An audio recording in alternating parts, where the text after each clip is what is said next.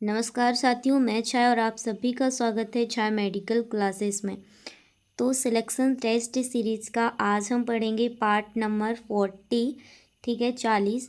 अगर आप nursing field में किसी भी कॉम्पिटिटिव एग्ज़ाम्स की तैयारी कर रहे हैं लाइक नौ सेट, ठीक है, आरआरबी, सीएचओ एंड अदर, तो यह सेशन आपके लिए वेरी वेरी हेल्पफुल होने वाला है, क्योंकि ये सेशन है वो specially now set and RRB के लिए है।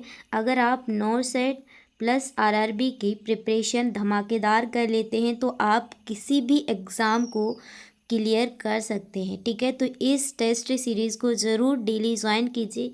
इस टेस्ट सीरीज़ के अंदर जो मैं एमसीक्यू कवर करवाऊंगी, जिस मेथड से कवर करवाऊंगी, आपको किसी बुक में देखने को नहीं मिलेंगे। और अगर आप सोचो तो देख भी लेना कि अगर मेरे जी एमसीक्यू किसी बुक से रिलेट करते हों, ठीक है, बिल्कुल डिफरेंट मिलेंगे, किसी बुक के नहीं हैं, खुद मैंने क्रिएट किए हैं, ठीक है। तो चलिए फर्स्ट क्वेश्चन है, आज जिस टॉपिक से हम एमसीक्यू कवर करेंगे, टॉपिक का नाम है वेजाइना, ओबीसी, ठीक है, के अंदर जो एनाटॉमी एंड फिजियोलॉजी है फीमेल रिप्रोडक्टिव सिस्टम की, उसी के अंदर क्या आता है, वेजाइना, ठीक है। उसी से रिलेटेड आज हम एमसीक्यू कवर करेंगे। तो क्वेश्चन को ध्यान से रीड करना है आप सभी लोगों को, और कोई पेड क्लास नहीं है, बिल्कुल फ्री क्लास है, यूट्यूब पर आपको देखने को मिलेगी। और अगर आप टेलीग्राम चैनल को ज्वाइन करना चाहते हैं तो डिस्क्रिप्शन में लिंक है, वहाँ पर जाकर आप ज्वाइन कर सकते हैं, जहाँ पे आपको क्विज मिलेंगे, ठीक है। तो चलिए फर्स्ट क्वेश्चन है, एक महिला की पेल्विक एग्जामिनेशन में वेजाइना की एंटीरियर वॉल की लंबाई मापी जाती है। किस वॉल की लंबाई मापी जा रही है? एंटीरियर वॉल की लंबाई मापी जाती है जो नॉर्मल है। कैसी है? नॉर्मल है। वेजाइना की एंटीरियर वॉल की समान लंबाई कितनी होती है? अब उसने पूछा है कि जो फीमेल है उसके वेजाइना की एंटीरियर वॉल की जो लंबाई है वो कितनी होती है। तो याद रखना बच्चा, एंटीरियर वॉल की लंबाई होती है 7 सेंटीमीटर। कितनी होती है? 7 सेंटीमीटर। अगर बात की जाए पोस्टीरियर वॉल की, ठीक है, ध्यान से सुनना, तो पोस्टीरियर वॉल की जो लेंथ होती है वो 9 सेंटीमीटर होती है। तो इन दोनों पॉइंटों को याद रखना, एंटीरियर की पूछे 7, पोस्टीरियर की पूछे 9 सेंटीमीटर। डन। कोई भी डाउट फिर भी अगर आपको क्रिएट होता है तो कमेंट में पूछिए, मैं उसका जवाब दूंगी। नेक्स्ट क्वेश्चन है, एक नली पेरस महिला में वेजाइना की पोस्टीरियर वॉल की लंबाई नॉर्मल है, ठीक है। क्या है? जो पोस्टीरियर वॉल है उसकी लंबाई क्या है बच्चा? नॉर्मल है, ठीक है। और इसकी समान लंबाई क्या है? सीधा सा सिंपल सा क्वेश्चन है, उसने घुमा फिरा के मैंने लिखा है, सीधा सा है कि पोस्टीरियर वॉल की आपको लंबाई बता देना है, ठीक है। In a nulliparous women the posterior vaginal wall length is normal, what it's typical measurement. तो याद रखना, ऊपर ही मैंने बताया था 9 सेंटीमीटर। तो करेक्ट आंसर हो जाएगा option C. Done done done done. चलिए आगे बढ़ते हैं। माँ तेरे पसीने की हर एक बूंद को मोती सा चमकाऊंगा या फिर चमका दूंगी। माँ तू सपने बड़े देखना, तेरा बेटा ये बेटी करके दिखला देगा। तो अपने पेरेंट्स के लिए ज़रूर सपना पूरा कीजिए उनका, क्योंकि जिस तरीके से वो मेहनत करके आपको पैसे भेजते हैं, ठीक है, उसकी कीमत सिर्फ आप उनको कुछ सालों की, ठीक है, सुकून दे के ही, कर्ज तो नहीं चुका सकते कभी भी, लेकिन कुछ उन्हें सुकून ज़रूर दे सकते हो जब आप सक्सेसफुल हो जाओगे, ठीक है। अपनी लाइफ में इतना ही कर लेना, अपने पेरेंट्स के लिए काफ़ी है, ठीक है। नेक्स्ट क्वेश्चन है आपकी स्क्रीन पर, वेजाइना किस प्रकार की संरचना है? बीच बीच में मोटिवेट करना भी ज़रूरी है ताकि आप क्लास में बोर ना हो, ठीक है। तो वेजाइना किस प्रकार की संरचना है? तो याद रखना बच्चा, जो वेजाइना है वो फाइब्रोमस्कुलर शीट लाइक स्ट्रक्चर होता है। कैसा होता है? फाइब्रोमस्कुलर शीट लाइक स्ट्रक्चर होता है, ठीक है। तो यहाँ पे क्या आंसर हो जाएगा? करेक्ट आंसर हो जाएगा ऑप्शन वी। डन। चलिए आगे बढ़ते हैं। नेक्स्ट क्वेश्चन है आपकी स्क्रीन पर, ध्यान से रीड करो। क्या पूछा गया है? वेजाइना एक कम्युनिकेशन चैनल है। क्या पूछा है कि वेजाइना है जो एक कम्युनिकेशन चैनल है, ठीक है, किस किस के बीच, किन किन स्ट्रक्चर को जोड़ता है? The vagina serve as a communication channel between which of the following. तो याद रखना बच्चा, जो वेजाइना है वो यूल्वा एंड यूट्रस को क्या, किसको, वुल्वा, ठीक है। वुल्वा आप सभी लोगों को पता होगा कैसा होता है, एक्सटर्नल जेनाइटल ऑर्गन होता है, ठीक है। फीमेल के एक्सटर्नल जेनाइटल ऑर्गन होते हैं, और जो यूट्रस होता है बच्चा, वो क्या होते हैं, इंटरनल जेनाइटल ऑर्गन होते हैं। तो बच्चों, जैसा कि आप सभी लोगों ने समझा कि जो वेजाइना है, ठीक है, क्या, जो वेजाइना है वो किन किन के बीच कम्युनिकेशन चैनल है, वुल्वा, ठीक है, और यूट्रस, ठीक है। वुल्वा क्या है, एक्सटर्नल जेनाइटल ऑर्गन है, एंड यूट्रस क्या होता है, इंटरनल जेनाइटल ऑर्गन होता है फीमेल रिप्रोडक्टिव सिस्टम का। डन। तो यहाँ पे जो करेक्ट आंसर हो जाएगा बच्चा, वो हो जाएगा ऑप्शन वी। डन। चलिए आगे बढ़ते हैं। नेक्स्ट क्वेश्चन आपकी स्क्रीन पर दिया गया है, ध्यान से रीड करो। During delivery through which structure does the foetus pass out. यहाँ पे पूछा गया है बच्चा कि डिलीवरी हो रही है, ठीक है, क्या हो रही है, डिलीवरी हो रही है, तो प्रसव के समय जो फीटस है किस स्ट्रक्चर से होकर बाहर आता है, ठीक है, यूट्रस, सर्विक्स, वेजाइना या फिर फैलोपियन ट्यूब। तो याद रखना बच्चा, जो वेजाइना होती है उसके थ्रू क्या है, जो फीटस है वो बाहर आता है डिलीवरी के टाइम। तो करेक्ट आंसर हो जाएगा ऑप्शन सी। डन। चलिए आगे बढ़ते हैं। नेक्स्ट क्वेश्चन आपकी स्क्रीन पर दिया गया है, what is the normal pH of vagina and why. यहाँ पे पूछा गया है बच्चा कि वेजाइना है उसका पीएच सामान्यतः कैसा होता है और क्यों, ठीक है, सामान्यतः कैसा होता है और क्यों। तो याद रखना बच्चा, जो वेजाइना है उसका पीएच कैसा होता है, एसिडिक होता है, ठीक है, ड्यू टू, ठीक है, ड्यू टू लैक्टोबैसिलस, ठीक है, एक्शन। तो यहाँ पे करेक्ट आंसर हो जाएगा, तो लैक्टोबैसिलस है, लैक्टिक एसिड में बदलते हैं तो क्या होता है, जो पीएच है, जो देखना बच्चा, जो लैक्टोबैसिलस है वो क्या है, लैक्टिक एसिड, ठीक है, क्या, लैक्टिक एसिड में बदलते हैं तो पीएच कैसा हो जाता है, एसिडिक हो जाता है, ठीक है। तो यहाँ पे करेक्ट आंसर हो जाएगा ऑप्शन बी कि वेजाइना का पीएच एसिडिक होता है ड्यू टू लैक्टोबैसिलस एक्शन, ठीक है। लैक्टोबैसिलस क्या करता है, लैक्टिक एसिड में बदलते हैं तो पीएच कैसा हो जाता है, एसिडिक हो जाता है। डन बच्चा। चलिए आगे बढ़ते हैं। नेक्स्ट क्वेश्चन क्या पूछा गया है, ध्यान से रीड करो। Why is the vagina called a copulatory organ. यहाँ पे पूछा गया है बच्चा कि वेजाइना को कॉपुलेटरी ऑर्गन क्यों कहा जाता है। जो वेजाइना है बच्चा उसको क्या है, कॉपुलेटरी ऑर्गन क्यों कहते हैं, ठीक है। तो याद रखना बच्चा कि because it receives penis during intercourse. जब एक देखिए दो पार्टनर हैं, बेबी प्लान करते हैं, तो ये दोनों आपस में क्या करेंगे, इंटरकोर्स करेंगे। तो उस टाइम जो मेल का पेनिस होता है, ठीक है, वो क्या है, फीमेल के वेजाइना के अंदर इंटर होता है, ठीक है। तो वही है, इसलिए इसको क्या कहते हैं, कॉपुलेटरी ऑर्गन कहते हैं, क्योंकि because receives penis during intercourse, intercourse के टाइम क्या रिसीव करता है, पेनिस को। डन। तो यहाँ पे करेक्ट आंसर हो जाएगा ऑप्शन वी। चलिए आगे बढ़ते हैं। अपनी बॉडी है, अपना सब है, कुछ देखिए जब आप शर्मोगे तो कुछ समझ नहीं पाओगे, कोई भी क्वेश्चन है, डाउट है, आप पूछ सकते हैं, ठीक है। नेक्स्ट क्वेश्चन है, वेजाइना किन बायोलॉजिकल प्रोसेस में पासेस के रूप में कार्य करती है, ठीक है। जो वेजाइना है बच्चा, बायोलॉजिकल प्रोसेस हैं वो कौन कौन से पासेस के रूप में काम करती है। Vagina serves as fosses for which biological process. तो याद रखना बच्चा, जब मेंसेस आते हैं, पीरियड्स आते हैं एक फीमेल में, वो स्पर्म जब जैसे इंटरकोर्स होता है, ठीक है, सेक्स करते हैं दो हस्बैंड वाइफ आपस में, तो जो स्पर्म होते हैं वो भी वेजाइना के थ्रू फीमेल बॉडी में जाते हैं, ठीक है।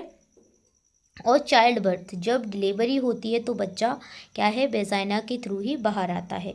तो कौन कौन सी हुई, मेंस्ट्रुअल साइकिल, ठीक है, ठीक है, स्पर्म और क्या, चाइल्ड बर्थ। तो करेक्ट आंसर हो जाएगा ऑप्शन ए। डन। चलिए आगे बढ़ते हैं।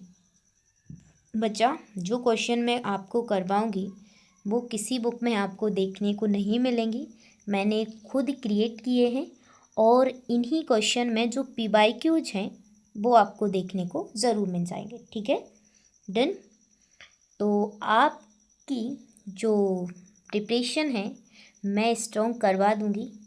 टॉपिक वाइज मैं यहाँ पे आपको MCQ करवाऊंगी और आगे चल के मैं special OBG and MSN medical surgical nursing की जो टेस्ट सीरीज़ है वो धमाकेदार स्टार्ट करूँगी। तो ज़रूर उन टेस्ट सीरीज़ को डेली ज्वाइन करना। जो मेजर सब्जेक्ट हैं जैसे OBG, MSN और FON चाइल्ड, ये मेजर हैं, इनको अच्छे से स्ट्रॉन्ग कीजिए आप लोग, इनसे ज़्यादा क्वेश्चन पूछे जाते हैं। ठीक है, तो क्वेश्चन क्या पूछा है, why is the vaginal pH acidic during reproductive age. यहाँ पे पूछा है कि रिप्रोडक्टिव एज में बेजाइना pH क्या होता है, एसिडिक रहता है, क्यों रहता है। ठीक है, तो यहाँ पे प्रोसेस समझिए। ठीक है, यहाँ पे मैं कुछ स्पेस बना लेती हूँ, 1 मिनट रुकना। ठीक है, तो यहाँ पे मैंने एक स्लाइड ले ली है। ठीक है, अब यहाँ पे समझना कि क्यों होता है ऐसा। ठीक है, ऐसा क्यों होता है कि रिप्रोडक्टिव एज में, यही पूछा था ना, क्वेश्चन देख लेते हैं। हाँ, यही क्वेश्चन था, देख लीजिए एक बार क्वेश्चन पढ़ लीजिए आप कि रिप्रोडक्टिव एज में जो वेजाइना है उसका pH एसिडिक क्यों होता है, उसी को समझते हैं। ठीक है, इस स्लाइड के अंदर ध्यान से देखिए, रिप्रोडक्टिव एज। ठीक है बच्चा, रिप्रोडक्टिव एज, रिप्रोडक्टिव एज किसे कहते हैं, मेंसेस शुरू होने से लेकर जो मेनोपॉज है, ठीक है, मेनोपॉज तक, उसी को हम रिप्रोडक्टिव एज कहते हैं। आप सभी लोगों को पता है। ठीक है, इस टाइम क्या होता है बच्चा, इस टाइम बॉडी में क्या होता है, बॉडी में फीमेल बॉडी के अंदर क्या होता है, एस्ट्रोजन। ठीक है, एस्ट्रोजन क्या होता है, हाई होता है, इंक्रीज होता है। और ये एस्ट्रोजन बच्चा करता क्या है, कलर चेंज कर लेती हूँ, ये एस्ट्रोजन करता क्या है, ध्यान से समझना। जो वेजाइना सेल होती है, जो वेजाइना सेल होती हैं, ठीक है, वेजाइना सेल होती हैं, उनको क्या है, ग्लाइकोजन, ठीक है, क्या, ग्लाइकोजन बनाने के लिए प्रेरित करता है। ठीक है, ग्लाइकोजन बनाने के लिए प्रेरित करेगा। और जैसे ही इन्होंने ग्लाइकोजन को बनाने के लिए प्रेरित किया, करवाया वेजाइना सेल से, तो क्या होगा फिर, ग्लाइकोजन को जो लैक्टोबैसिलस बैक्टीरिया है, ग्लाइकोजन को, ठीक है, ग्लाइकोजन को जो लैक्टोबैसिलस बैक्टीरिया है, शॉर्ट में समझ लेना, इसको रफ ही कर देती हूँ। अब यहाँ पे समझना कि ग्लाइकोजन को जो लैक्टोबैसिलस, ठीक है, बैक्टीरिया है, वो क्या करता है, तोड़ देता है लैक्टिक एसिड में। लैक्टोबैसिलस बैक्टीरिया ने लैक्टिक एसिड में तोड़ दिया, और यही लैक्टिक एसिड बच्चा, यही लैक्टिक एसिड क्या है, pH को क्या कर देता है, एसिडिक कर देता है, यानी अधिक अम्लीय बना देता है। ठीक है, तो ये आ गया समझ में कि क्यों जो pH है वो रिप्रोडक्टिव एज में एसिडिक होता है। ठीक है, फिर भी अगर आपको कोई डाउट होता है तो पूछ लेना। फिर से एक बार रिवीजन करवा देती हूँ कि रिप्रोडक्टिव एज क्या होती है, मेंस्ट्रुअल साइकिल से लेके मोनोपॉज तक की जो एज होती है बच्चा, सॉरी, उसे हम क्या कहते हैं, रिप्रोडक्टिव एज कहते हैं। ठीक है, इस समय क्या होता है, जो एस्ट्रोजन है उसका लेवल हाई होता है। और ये एस्ट्रोजन करता क्या है, जो एस्ट्रोजन होता है वो करता क्या है, जो वेजाइना सेल होती हैं उनको प्रेरित करता है ग्लाइकोजन बनाने के लिए। और इस ग्लाइकोजन को जो लैक्टोबैसिलस बैक्टीरिया है वो लैक्टिक एसिड में क्या है, तोड़ देता है, और उसी लैक्टिक एसिड के वजह से वेजाइना का pH बच्चा pH होता है। डन, आई होप आप सभी लोगों को अब तो अच्छे से क्लियर हो गया होगा। चलिए क्वेश्चन की ओर चलते हैं। तो question, due to lactic acid formation by lactobacillus form glycogen. ठीक है, तो करेक्ट आंसर हो जाएगा ऑप्शन ए। डन, चलिए आगे बढ़ते हैं। नेक्स्ट क्वेश्चन आपकी स्क्रीन पर दिया गया है बच्चा। यहाँ पे मैं आपके जो भी मैं पढ़ाऊँगी वो आपको क्रिस्टल क्लियर करवा के ही जाऊँगी। ठीक है, तो नो टेंशन, बस क्लास को आपको डेली ज्वाइन करना है। नेक्स्ट क्वेश्चन है, वेजाइना pH इन मोनोपॉज इन यूजुअली। यहाँ पे पूछा गया है बच्चा कि जो मेनोपॉज है, जब क्या है, एक फीमेल बॉडी के अंदर मेनोपॉज आ चुका है, मासिक धर्म बंद हो चुके हैं, उस टाइम जो बेजाइना है उसका पीएच कितना होता है, ये पूछा है। तो याद रखना बच्चा, उस टाइम जो बेजाइना है, ठीक है, उसका पीएच होता है एल्कलाइन। ठीक है, याद रखना कैसा होता है, एल्कलाइन होता है। ठीक है, कितना, 6 से 8, कितना होता है, 6 to 8 होता है। अब यहाँ पे भी बच्चा समझ लीजिए कि क्यों होता है। ठीक है, क्यों होता है, तो याद रखना बच्चा, क्यों होता है, क्योंकि इस टाइम जो एस्ट्रोजन है, ठीक है, जो एस्ट्रोजन है वो कम ही होता है। ये मान लो होता ही नहीं है, ठीक है, नो, होता है बट कम होता है। ठीक है, नो मान लेते हैं, नो एस्ट्रोजन, नो ग्लाइकोजन, लो एसिडिक, ठीक है, लो एसिडिक, हाई पीएच। क्या होगा, तो पीएच क्या होगा, एस्ट्रोजन अगर कम है बच्चा तो ऑब्वियसली सी बात है कि एल्कलाइन होना ही है, क्योंकि जो एस्ट्रोजन है वो ही क्या करता है बच्चा, बेजाइना सेल को ग्लाइकोजन बनाने के लिए प्रेरित करता है। ऊपर पढ़ा है हमने, इसलिए क्या है, मेनोपॉज के टाइम एस्ट्रोजन कम रहेगा। ठीक है, बेजाइना सेल को कौन प्रेरित करेगा ग्लाइकोजन बनाने के लिए, कोई नहीं। इसलिए क्या है, मेनोपॉज के समय फीमेल बॉडी के अंदर जो बेजाइना का पीएच होता है वो 6 to 8 होता है, और ए पीएच कैसा होता है बच्चा, एल्कलाइन। डन, एस्ट्रोजन होता है बट कम होता है। ठीक है, तो यहाँ पे करेक्ट आंसर हो जाएगा ऑप्शन वी। पढ़ाई को फिल्म की तरह लो तो बोर नहीं होगे। ठीक है, जिस प्रकार से आपने, मैंने खुद फील किया है अपनी लाइफ में और आपने भी किया होगा कि जब आप फिल्म देखते हो तो बिना रटे, बिना कुछ रफ में लिखे आपको पूरा याद हो जाता है। आप कुछ देखते, फिर कोई पूछता है कि इसमें क्या था, इसमें क्या था, आप तुरंत बता देते। क्यों, क्यों, रीज़न क्या है उसका, सोचो। क्योंकि आपने फुल कॉन्फिडेंस, फुल अपनी जो माइंड है उसको पूरी तरह मूवी में घुसा के रखा है। वैसे ही अपनी बुकों में घुसा के पढ़ो, दिमाग लगा के पढ़ो, मूवी की तरह छप जाएगा। ठीक है ना। चलिए नेक्स्ट क्वेश्चन देखते हैं। During menstruation vagina pH becomes alkaline mainly because of, मासिक धर्म के समय pH एल्कलाइन क्यों हो जाता है। एक मेंसेस के समय, जब मेंस्ट्रुअल साइकिल है एक फीमेल बॉडी में, उस समय वेजाइना का pH है वो एल्कलाइन क्यों हो जाता है, रीज़न क्या है, आइए समझाती हूँ, फोकस कीजिए। पीरियड के समय, यहाँ पे शॉर्ट में लिखूँगी, पीरियड के समय वेजाइना से, सुनना ध्यान से, वेजाइना से क्या होता है, ब्लड बाहर आता है, ब्लड बाहर आता है।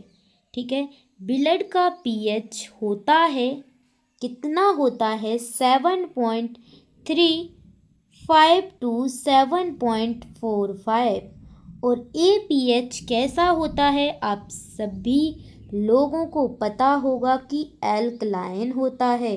कैसा होता है बच्चा, एल्कलाइन होता है, क्षारीय होता है। जब ब्लड वेजाइना से, कहाँ से बच्चा, वेजाइना से होकर आता है, फ्लो होता है, गुजरता है, तो वह वेजाइना के जो एसिडिक पीएच है, जो एसिडिक पीएच है को, ठीक है, कम एसिडिक वाला यानी एल्कलाइन बना देता है। और वही ब्लड क्या है, जो वेजाइना के पीएच को मेंसेस के समय क्या है, एल्कलाइन बना देता है। डन, आई होप आप सभी लोगों को क्रिस्टल क्लियर हो गया होगा कि पीरियड्स के समय, मेंसेस के समय क्या होता है, वेजाइना से ब्लड का क्या होता है, फ्लो होता है, ब्लड बाहर आता है, ब्लड वेजाइना से गुजरता है। और आप सभी लोगों को पता है ब्लड का पीएच होता है 7.35 to 7.45, जो कि कैसा होता है, एल्कलाइन होता है। जब वेजाइना से ब्लड निकलता है तो वेजाइना का जो एसिडिक पीएच होता है उसको किस में बदल देता है, एल्कलाइन में। डन, तो यहाँ पे करेक्ट आंसर हो जाएगा ऑप्शन वी। चलिए आगे बढ़ते हैं। डन, मज़े तो आ रहा है ना क्लास में, पॉइंट क्लियर ज़रूर हो रहे होंगे, ठीक है। मैं हमेशा ये कहती हूँ कम पढ़ो, पर जो पढ़ो उसको ऐसा पढ़ो कि अभी पढ़ा है जस्ट, दूसरा पूछ रहा है कि ए क्या है, वेजाइना का पीएच क्या है, मेनोपॉज के समय अल्कलाइन क्यों होता है, तो तुरंत जवाब दो। सो भी रहो तो जवाब दो ए। हाँ, ये मत सोचो कि ऑप्शन दो, मैं तो ऑप्शन से बता पाऊँगा, नहीं, ठीक है। पढ़ाई ऐसी करो कि जो पढ़ो वो बिल्कुल ऐसा पढ़ो कि हाँ इससे कोई कुछ भी पूछ लेना। ऐसा नहीं कह रहा हूँ कि एमबीबीएस लेवल का पढ़ो, नहीं, हम नर्सिंग में हैं, नर्सिंग फील्ड से जितना हमें नॉलेज होना चाहिए, नर्सिंग के लिए जितना इम्पोर्टेंट है, उससे रिलेटेड कोई कुछ भी पूछ ले मैं बता दूंगा जिस भी टॉपिक से, ठीक है। इतना कॉन्फिडेंस होना चाहिए, जब हम पढ़ रहे हैं पढ़ने के लिए ही हैं तो होना चाहिए, ऑब्वियसली सी बात है। A newborn baby girls vaginal pH soon after birth is, यहाँ पे पूछा गया है बच्चा कि जब नवजात शिशु यानी लड़की का जन्म के तुरंत बाद वेजाइना पीएच कितना होता है। तो याद रखना बच्चा, लड़की के जन्म के तुरंत बाद जो वेजाइना का पीएच है वो होता है 6.8 होता है, यानी कि एल्कलाइन होता है। कैसा होता है, एल्कलाइन होता है। पहले तो यहाँ पे आंसर हो जाएगा ऑप्शन बी।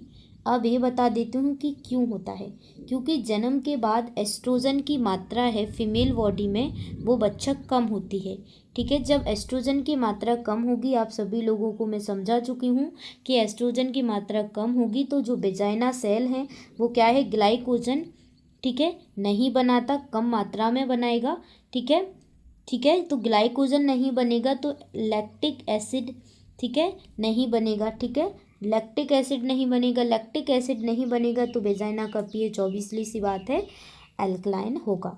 डन। तो आई होप आप सभी लोगों को ये पॉइंट अच्छे से क्लियर हो गया होगा, ठीक है। तो यहाँ पे करेक्ट आंसर है ऑप्शन बी। चलिए आगे बढ़ते हैं। आज का हमारा टॉपिक ही वेजाइना था जिसको हम पूरा पढ़ेंगे।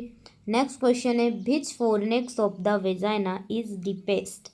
यहाँ पे पूछा गया है बच्चा कि, क्या पूछा है कि वेजाइना का सबसे गहरा फोरनेक्स कौन सा होता है, ठीक है, सबसे गहरा फोरनेक्स कौन सा होता है। तो याद रखना बच्चा वो है पोस्टीरियर फोरनेक्स, ठीक है। तो करेक्ट आंसर हो जाएगा ऑप्शन वी, ठीक है, आंसर वी। डन। चलिए आगे बढ़ते हैं। नेक्स्ट क्वेश्चन है posterior fornix is related to, posterior fornix किसके संपर्क में होता है।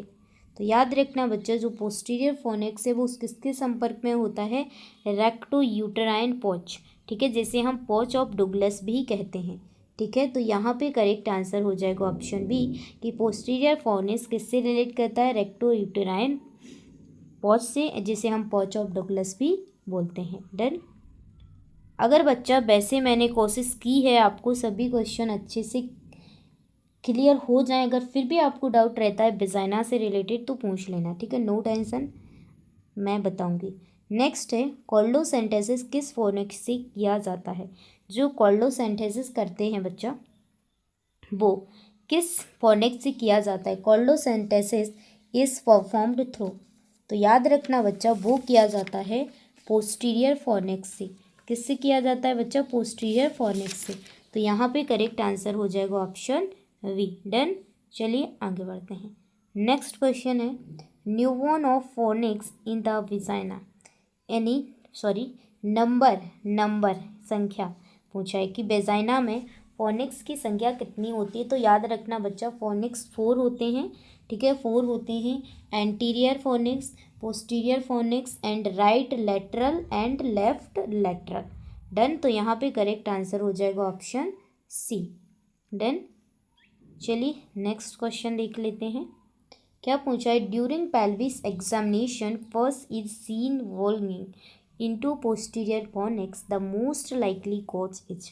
यहाँ पे पूछा गया है बच्चा कि पेल्विस की जांच के दौरान पोस्टीरियर फोनेक्स में फस उभरी हुई दिखती है, सबसे संभावित कारण क्या है, ठीक है, मोस्टली लाइकली कॉज क्या है। तो याद रखना बच्चा वो है पेल्विक पेरिनोटाइटिस, ठीक है, क्या है, पेल्विक पेरिटोनाइटिस। तो यहाँ पे करेक्ट आंसर हो जाएगा ऑप्शन ए। डन। चलिए आगे बढ़ते हैं। नेक्स्ट क्वेश्चन है culdocentesis is performed through posterior fornix to aspirate fluid form. यहाँ पे पूछा गया है बच्चा कि पोस्टीरियर फोनेक्स से कोल्डोसेंथेसिस करके किस स्थान से द्रव निकाला जाता है। तो याद रखना बच्चा, किस स्थान से द्रव निकाला जाता है, फ्लूइड निकाला जाता है, मैंने ऊपर बताया था पॉच ऑफ डुग्लस, जिसे हम रेक्टो यूटराइन पॉच बोलते हैं। ठीक है, करेक्ट आंसर हो जाएगा ऑप्शन बी। डन, चलिए आगे बढ़ते हैं। नेक्स्ट क्वेश्चन है which fornix is closest to peritoneal cavity, यानी कौन सा फोनेक्स पेरिटोनियन कैविटी के सबसे पास होता है। तो याद रखना पेरिटोनियन कैविटी के जो फोनेक्स सबसे पास होता है, पेरी मतलब पोस्टीरियर। ठीक है, इससे याद रखना। तो करेक्ट आंसर है ऑप्शन बी। डन, चलिए next question. Semen polling after intercourse mostly occur is, यहाँ पे पूछा है कि जब संभोग करते हैं, सेक्स करते हैं, संभोग के बाद वीर्य का संग्रहण, ठीक है, स्टोरेज समझ लीजिए, संग्रह मुख्यतः किस फोनेक्स में होता है। तो याद रखना वो होता है पोस्टीरियर फोनेक्स में। तो यहाँ पे करेक्ट आंसर है ऑप्शन बी। डन, चलिए आगे बढ़ते हैं। नेक्स्ट क्वेश्चन है क्या पूछा गया है, in ectopic pregnancy rupture blood in peritoneal cavity can be sampled by. यहाँ पे पूछा है कि प्रेगनेंसी रप्चर हो गई, ठीक है, एक्टोपिक प्रेगनेंसी में रप्चर हो गया तो फटने पर पेरिटोनियल कैविटी का रक्त किससे निकाला जाता है। तो याद रखना बच्चा, पेरिटोनियल कैविटी का रक्त भी पोस्टीरियर फोनेक्स पंचर, ठीक है। तो यहाँ पे करेक्ट आंसर हो जाएगा ऑप्शन डी। डन, तो बच्चा जितने भी क्वेश्चन थे वेजाइना से रिलेटेड जो आपके नर्सिंग के लिए काफ़ी हैं, ठीक है, वो मैंने लगभग कवर करवा दिए हैं। जो भी very very most important question थे, अगर फिर भी आपको कोई डाउट होता है, ठीक है, ये नहीं कहती हूँ कि 100% मैंने कवर करवा दिए, लेकिन हाँ मैंने ज़्यादातर सभी मोस्ट इम्पोर्टेंट क्वेश्चन कवर करवा दिए हैं।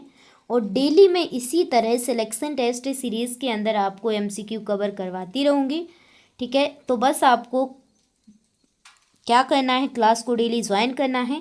अगर आप इसकी पीडीएफ प्राप्त करना चाहते हैं तो आप टेलीग्राम चैनल पर जुड़ सकते हैं, छाया मेडिकल क्लासेस पर, ठीक है। डन, तो एक मोटिवेशन क्वाइट्स के साथ आज के इस बेहतरीन अमेजिंग से सेशन को स्टार्ट करते हैं कि पापा की मेहनत को पहचान देनी है, पापा की मेहनत को पहचान देनी है, कैसे कर लूँ इश्क मोहब्बत, कैसे कर लूँ इश्क मोहब्बत, अभी तो माँ की हथेली पर पहली कमाई देनी है। तो अगर पेरेंट्स के सपनों को पूरा करना है तो कुछ चीज़ों को अवॉइड करना पड़ेगा। और आज की जनरेशन में वो जो ज़्यादा देखने को मिलता है वो है प्यार मोहब्बत। हो भी जाए प्यार मोहब्बत तो अगर मैनेज ना हो पाए तो खुशी खुशी छोड़ दो, बट अपनी पढ़ाई को डिस्टर्बेंस 1% भी मत करना, ठीक है। तो बाबा टेक केयर, पढ़ते रहिए, हमेशा पढ़ने में कभी वो मत कीजिए, कैसी भी सिचुएशन हो पढ़ाई मत छोड़िए, ठीक है। तो बाबा take care, love you all. इसी तरह के मैं आपको एमसीक्यू बनाती रहूँगी, लाती रहूँगी, पढ़ते रहिए, खुश रहिए, बाबा टेक केयर।